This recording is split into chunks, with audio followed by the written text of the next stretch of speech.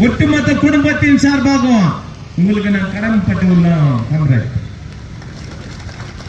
ஏன்னா நம்மளுக்கு மெயின் வந்து இந்த ஒரு போராட்டமாகட்டும், எந்த ஒரு பிரச்சனையான கூட தயவுசெய்து காம்ரேட், தயவுசெய்து உட்காருங்க, ஒரு 5 நிமிஷத்துல முடிச்சிடலாம் தயவுசெய்து. இருந்தது இன்னைக்கு என்ன நிலைமை அப்படின்னு சொன்னா, ஹைகோர்ட் லாயருக்கு நிறைய கேஸ்க்குது, அதனால வர முடியல, தயவு செய்து எங்களுக்கு ஒரு டேட் கொடுங்க அப்படின்னு சொன்னார். தொழிலாளி 20 நாளா போராடி நிற்கிறான். நான் லாயர் மட்டும் இல்ல, தொழிலாளி போராட்டத்திலே ஒருவன் அப்படின்னு சொல்லிட்டு நீதிபதிக்கு நான் சொன்னேன். இங்க கதெல்லாம் சொல்ல முடியாது, போராட்டத்தில் என்ன நடக்குது, மேனேஜ்மெண்ட் தந்திரங்கள் என்ன எல்லாம் எங்களுக்கும் தெரியும். அங்க வந்து காலையில் உங்களை கூப்பிட்டு பேசி இருக்கிறோம், அப்படியே பேச முயற்சி பண்ணிக்கிறாங்க அப்படின்னு எல்லாம் அவங்க சொன்னாங்க. இல்லை 20வது நாள் நாளைக்கு இட போகுது, 19வது நாள் அவங்க இருக்கிறாங்க, அசம்பாவிதமான சூழ்நிலைகள் உருவாகலாம், போலீஸ் துறை வேற விதமான நடவடிக்கை எடுக்கலாம், பிஜிஎம்எல் நிர்வாகத்திற்கு வேற மாதிரி ஏதாவது சூழ்நிலைகளை சொல்லலாம். அதனால மெயின் கேட் கிட்ட போராட்டம் பண்ணான்றது எங்களுடைய அடிப்படை கோரிக்கை. அதன் மீது உடனடியாக ஒரு உத்தரவு வேண்டும் அப்படின்னு சொல்லி நீதிமன்றத்தில் அழுத்தத்தை கொடுக்கும் போது, இல்ல எங்களுக்கு வேலைக்கிழமை வேணும் ஏன்னு சொன்னா, கேஜிஎஃப்ல ஒரு 3 நாள் கேஜிஎஃப்ல சிட்டிங், 3 நாள் ஒரு பங்கார்பேட்ல சிட்டிங். அப்போ இன்னைக்கு டேட் வாங்கிட்டா இது நெக்ஸ்ட் Thursday போவோம். அந்த டாக்டிஸை ஃபைல் பண்ணாங்க, அந்த டாக்டிஸை அப்ளை பண்ணாங்க. நான் நீதிபதி கிட்ட சொன்னேன், இந்த கேஸ் ஸ்பெஷல் கேஸா கன்சிடர் பண்ணோம், இது அவ்வளோ எமர்ஜென்சி இருக்குது, அதனால இத பங்கார்பேட்டுக்கு ஒரு ஸ்பெஷல் கேஸா நீங்க மண்டே எடுக்கணும். இந்த சிட்டிங், இந்த கோர்ட் கேஸ் அங்க விசாரிக்க முடியாதுன்றத நீங்க பிரேக் பண்ணி இந்த வழக்கை பங்கார்பேட் நீதிமன்றத்தில் விசாரிக்கணும்னு சொல்லிட்டு நான் அழுத்தம் கொடுத்ததுனால, இல்ல அங்க ஆவாதுன்னு சொல்லி இன்னைக்கு ஜட்ஜி ஒரு ஸ்பெஷல் ஆர்டர் பண்ணாரு. இந்த கேஸ் பங்கார்பேட்ல 3 மணிக்கு மண்டே விசாரிக்கப்படும் அப்படின்னு சொல்லி ஒரு உத்தரவை போட்டார். மேனேஜ்மெண்ட் கொடுத்த காப்பி இது சுப்ரீம் கோர்ட் வரைக்கும் செல்லுபடியாவோ, இது எந்த minister, defence minister Rajnath Singh கிட்ட கூட பேசுறதுக்கு நம்மளுக்கு ஒரு ஆதாரம் கிடைச்சிருக்குது.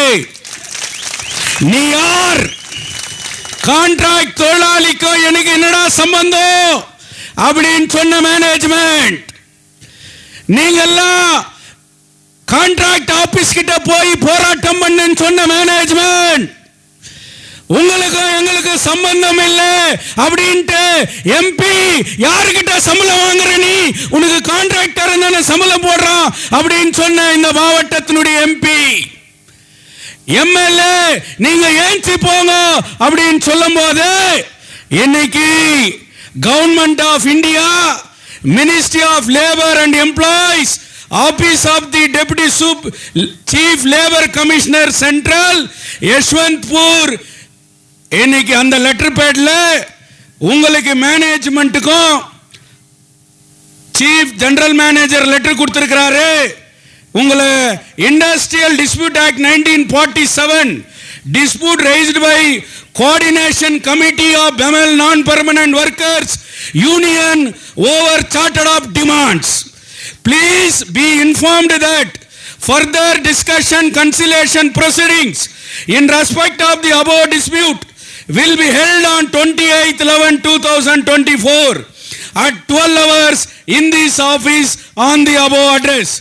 You are therefore requested to attend the conciliation proceedings in person or through a duly authorized representative. Please note that if you fail to appear on the above mentioned date and time, the dispute will be closed, dismissed without further notice. Sandeep Completion Officer, Regional Labor Commissioner. இது தான் நான் ஜோதிபாசு அன்னிலிருந்து சொன்னது. இன்னைக்கு எப்படி என் தொழிலாளி மேல நீ கை வைக்க முடியும்? எப்படி மெடிக்கல் சென்டர்ல இருந்து என் ஸ்டாஃப் மேல நீ கை வைக்க முடியும்? எப்படி கான்ட்ராக்ட் நீ வேலைக்கு வரலன்னா வெளியே எடுத்துருவ? சொல்ல முடியும்? இப்ப பேசுறேன், கை வச்சு பார். இந்த சார்ட்டர்ட் ஆஃப் டிமாண்ட்ஸ் மேல என்னுடைய ரெப்ரசன்டேட்டிவ் அவங்க அங்க உங்ககிட்ட பேச்சுவார்த்தை நடத்துறாங்க. பேசலாமா? கூப்பிட்டுக்கிறது மேனேஜ்மெண்ட், பிரின்சிபல் எம்ப்ளாயர் கூப்பிட்டார் பாத்தியா? எனக்கு உனக்கு சம்பளம் இல்லைன்னு சொன்னவர் கூப்பிட்டார் பாத்தியா? இதுதான் தொழிற்சங்கம், இதுதான் தொழிற்சங்கத்தினுடைய ஒன்றுபட்ட போராட்டம் என்பதை ஒவ்வொருவரும் அறிய வேண்டும். இது அரசியல் மேடை அல்ல. ஏன்ச்சு போ, பேசிட்டு வா. யாருக்காவது வாய் இருந்துச்சா, தம் இருந்துச்சா, தைரியம் இருந்துச்சா, நீங்க ஒரு வாட்டி போய் அவங்க கிட்ட பேசுங்கன்னு சொல்றதுக்கு. எம்எல்ஏக்கு வாய் இல்ல, எம்பிக்கு வாய் இல்ல, ஏன் குமாரசாமிக்கே வாய் இல்ல. போ, நீ ஒரு வாட்டி கூப்பிடு, பேசு அப்படின்னு சொல்றதுக்கு உங்களுக்கு வாய் இல்லை. எங்களை மட்டும் ஏஞ்சி போயிடுங்க, ஏஞ்சி போயிடுங்க. நீங்க ஏஞ்சிக்கினா கொஞ்சம் கௌரவமா பேசுவாங்களா? இப்ப எப்படி கௌரவமா கூப்பிடுறான்? நான் ஏஞ்சிக்கல, எப்படி கூப்பிட்டான்ற நான். இதுதான் தொழிலாளர்களுக்கு கிடைத்த முதல் வெற்றி. இப்ப சொல்றேன் ஏன் தட்டி எடுத்துன்னு வந்தேன்ட்டு. எங்க அம்மா தாயே ரூபகலா சசிதர் சகோதரி, இந்த தாய்மார்கள் என் சகோதரிகளின் இரு கரம் கூப்பி உன்னை கௌரவமாக அழைக்கின்றேன். 28ஆம் தேதி இது வெற்றி பெற வேண்டுமே, ஆனால் உண்மையாகவே இவர்களுடைய ஒவ்வொரு தாய்மாரும் உனக்கு 80,000 ஓட்டு போட்டாங்கன்னு சொன்னா, வெத்தலை பாக்கு கொடுத்து கொண்டில பூ வச்சு மஞ்சா தடவி என் உறவு நீ சகோதரி அப்படின்னு சொல்லிட்டு மாதா கோயில் இருந்து மேல்மருவத்தூர்ல இருந்து எல்லா சாமிக்கும் பூ வச்சியே இப்ப அவங்க உனக்கு கொடுக்குறாங்க பூ. அவங்க உன்னை வேண்டி கூப்பிடுறாங்க, அவங்க உன்னை மதிச்சு கூப்பிடுறாங்க. நீ தனித்து இந்த பிரச்சனை தீர்க்கவில்லை என்றால் தங்கவயலை நான் பந்து நடத்தி காட்டுவேன் என்று நீங்கள் தைரியமாக அறிவிக்க தயாரா?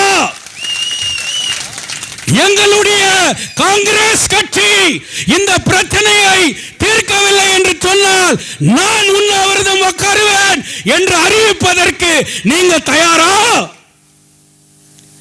இன்றைக்கு அப்படி நீங்கள் வந்தீர்களே, ஆனால் என் மக்களுக்காக, எனக்கு வாக்களித்தவர்களுக்காக, என் தாய் குலத்திற்காக நான் என் உயிரையும் விட தயாராகின்றேன் என்று நீங்கள் பேசுவது உண்மையாக இருந்தால், அரிசி கோடன்ல இருந்து எலெக்ஷன் கமிஷன் தூக்கின்னு போயிட்டான். மழையில சேத்துல தர்ணா உக்காந்துச்சு இந்த அம்மா, இத்தனை டன் அரிசி போயிடுச்சுன்ட்டு. ரோடு போடலன்னு சொல்லிட்டு அசோக நகருக்காக, தங்கவயல் மக்களுக்காக நான் கண்ணீர் விடுறேன்னு சொல்லி டிசி ஆபீஸ் முன்னாடி மழையில நின்று போராட்டம் பண்ணியே, அதெல்லாம் நடிப்பா? இப்ப போராடி காமி, இப்ப ஆர்ப்பாட்டம் பண்ணி காமி. இந்த பிரச்சனை நீங்கள் நிலைத்தால் ஒரு நிமிடத்தில் தீர்த்து வைக்கக்கூடிய பிரச்சனை. ஏன் தயங்குகிறீர்கள்?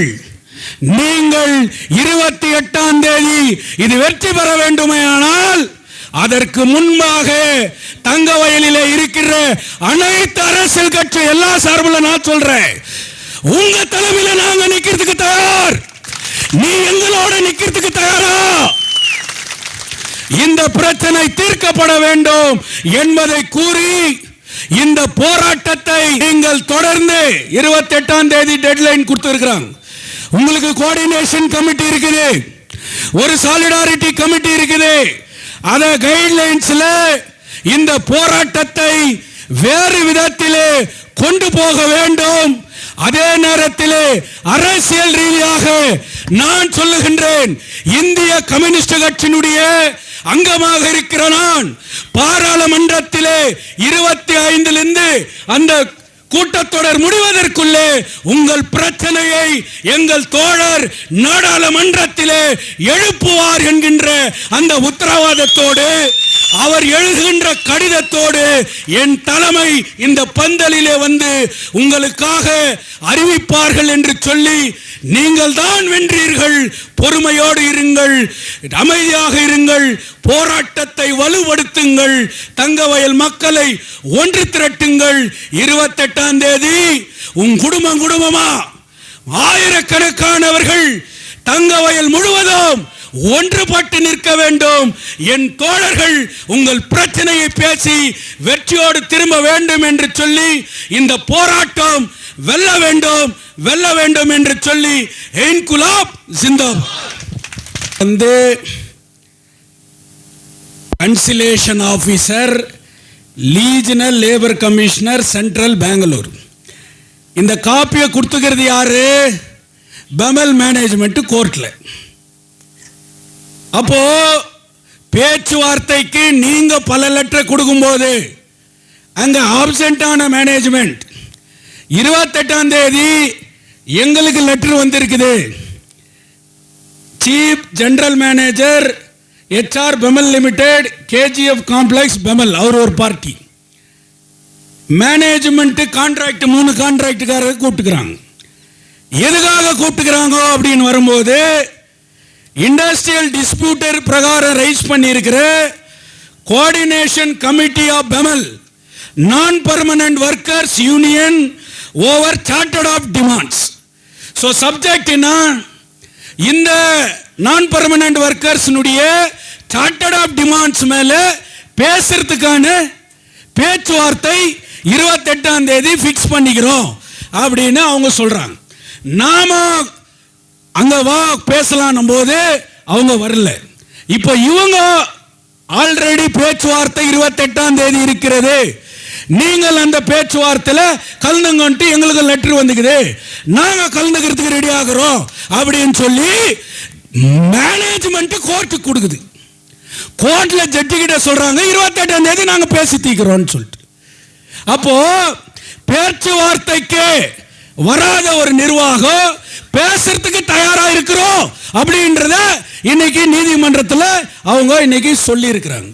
அதனால இந்த பேச்சுவார்த்தை வெற்றி பெறணும்னு சொன்னா உங்களுடைய போராட்டம் வலுவான முறையில் நடத்தப்படணும்.